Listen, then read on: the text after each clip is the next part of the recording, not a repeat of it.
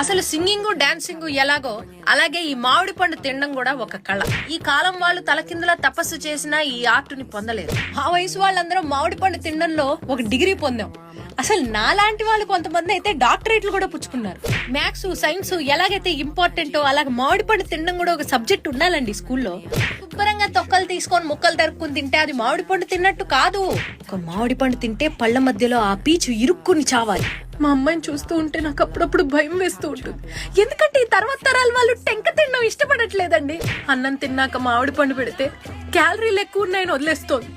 అప్పట్లో మేము రోజుకి మినిమం డజన్ కాయలు గుద్దేవాళ్ళం. ఈ మామిడి పండు తొక్కల నిండా గుజ్జొదిలేసే వాళ్ళంటే నాకు పరమ చిరాకు. మా మనవరాలు అదైతే ఇంకా అధ్వానం. మామిడి పండు ఎదురుకుండానే పెట్టుకుని మాసా తాగుతానంటోంది. ఆ కష్టం పగవాడికి కూడా రాకూడదు. అసలు ఒక టెంక తింటే టెంకకే డౌట్ రావాలి, నేను టెంకనా నిర్మలమ్మ గారి తలకైనా అని. అది ఆర్ట్ అంటే.